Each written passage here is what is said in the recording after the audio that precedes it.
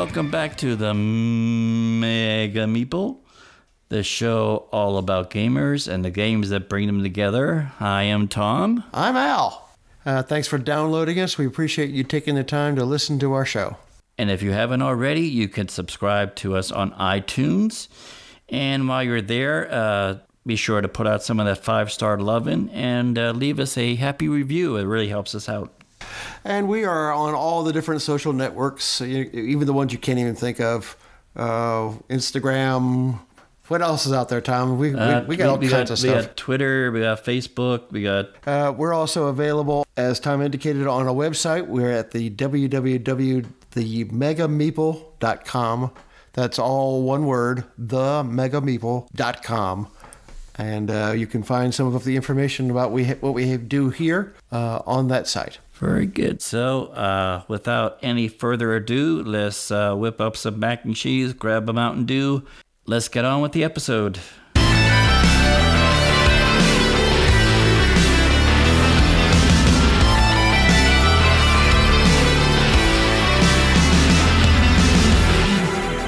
right, welcome back to the Mega Meeple. This is episode 31. We are at the end of another year. 2017 is almost over with, and as it is to do with a lot of these things, we do like people are doing their top games of the year. Why not us too? We'll jump on that bandwagon too. The only thing that I put on is it had to come out in 2017, and you know I would have Scythe as one of the games up here, but. It came out in 2016, but it's barely. But it's still one of my favorites of this year. It's still finding its way to the gaming table. But for 2017, I'm gonna give another nod to Jamie. My honorable mention is Charterstone. It is released in 2017, but it hasn't. For me, it wasn't released soon enough for me to get all 12 games in. Mm-hmm. In fact, I got a group getting together, and we're going to start that. That's going to be one of our games starting in 2018. That will be my first game for my 10x10 challenge next year. I got to do my 10x10 next year. I didn't do one this year. My number 5 was Clans of Caledonia. Which I've had a chance to play now a 3 times. Strong game. How best to describe it? Terra Mystica meets Feast of Odin. And while that sounds like it's ungainly and not a lot of fun, they managed to do a great job with it.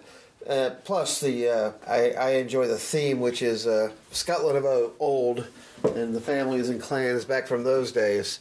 So that was bound to be a pretty strong one for me anyway. But definitely one of my favorite games of the year.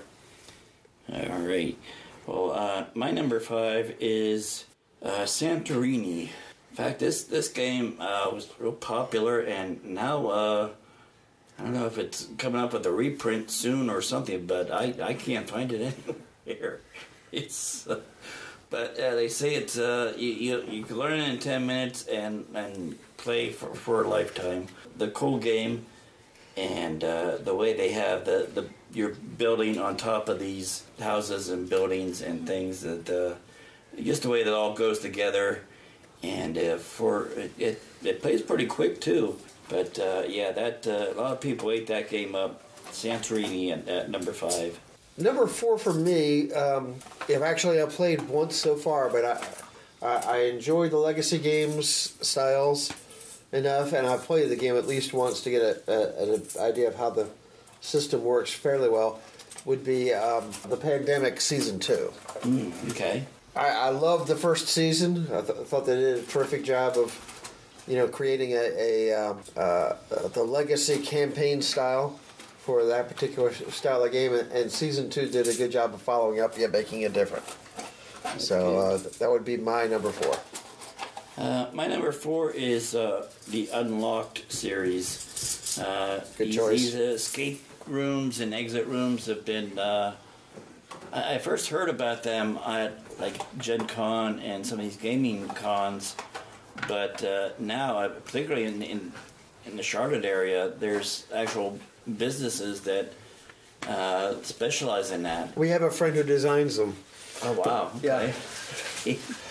But so if you're in an area that you're not able to do an actual physical escape room, this is basically that style of game in a box, and you will set it up right there in your home. Yeah, listen, people who are excited for Ready Player One, the movie, or have read the book, you need to kind of look into these style of games because it produces the same kind of experience, but using the board game or the card game style to create that kind of resolution. I can't agree stronger, Tom. I think it's a good choice. Yeah.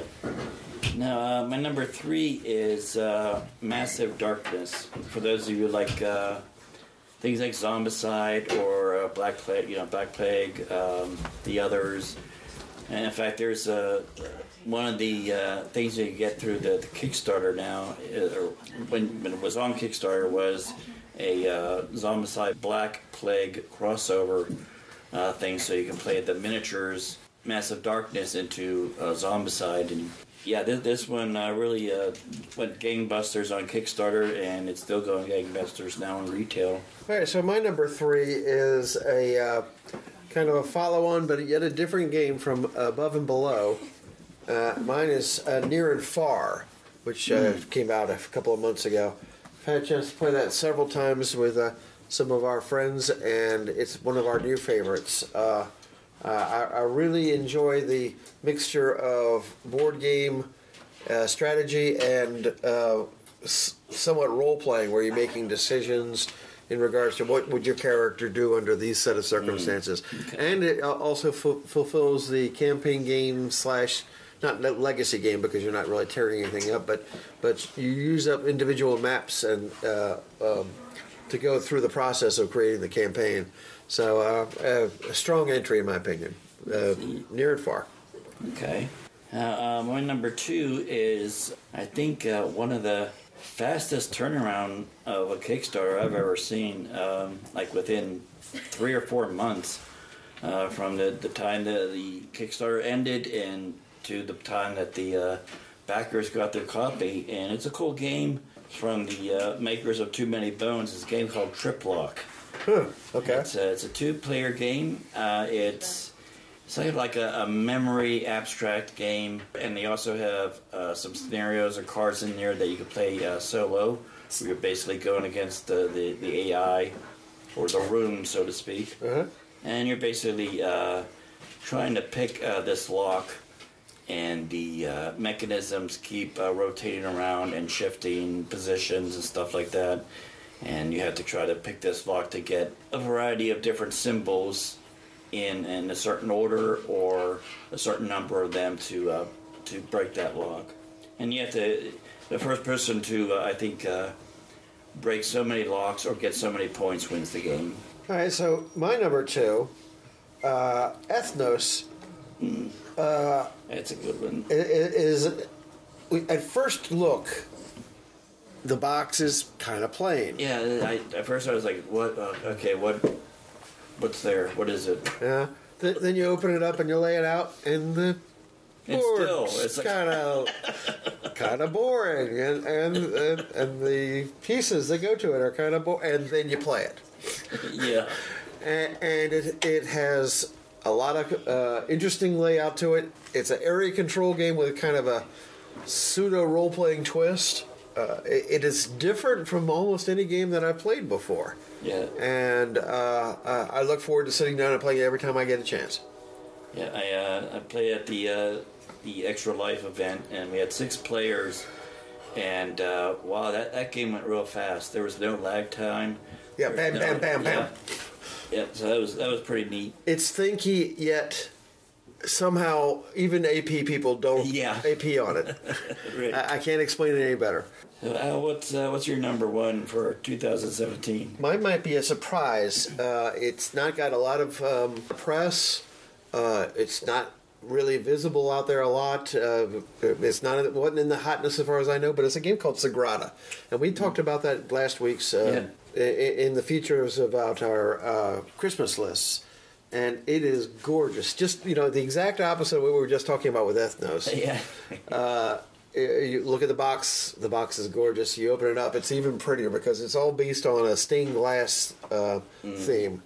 And then the gameplay, while Yahtzee-like, has enough twists and differences to it, and it has enough tactical play that I enjoy playing that game every chance I get an opportunity to. I don't have a copy yet, but it's one that's on my list to get next. Yeah. How about you, Tom? What's your number one for number one for 2017? And this was a tough one because there's so many good games out this past year. The trap I didn't want to fall into is like, okay, the game that was released the most recent is usually like the higher list. So I really had to go back and find out, okay, well, going all the way back to almost a full year ago, what game really made the most impact and garnered the most excitement in playing? At least for my group, it's Clank Space.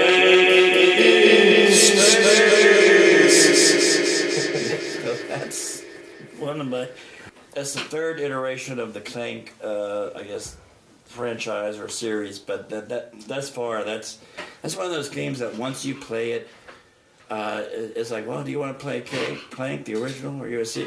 Let's do that one. So that's my number one for 2017.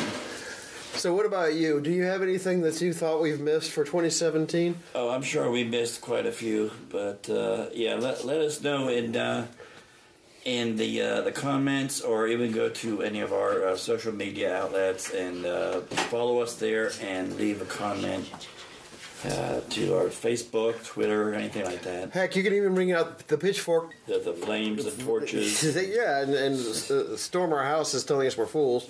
We don't mind. That's kind of the feedback we'll hope to get. So, yeah. Thanks you so much for listening and downloading, and we will see you in our final episode of 2017.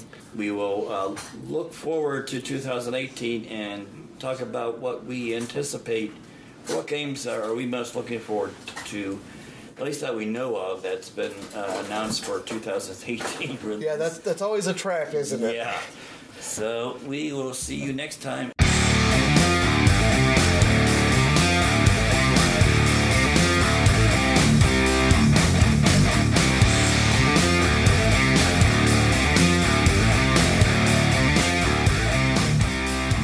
Thank you so much for listening to the Mega Meeple.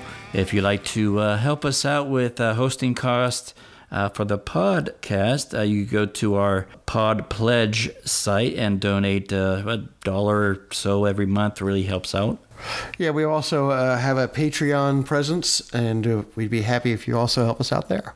And also, if you are a creator or game designer, or you have a new Kickstarter coming out, and you'd like to be a guest on the show to talk about your game, you can contact us through the website. Again, that's www.themegameeple.com. So thanks for joining us. He's Tom. He's Al. And hope you'll join us again next week.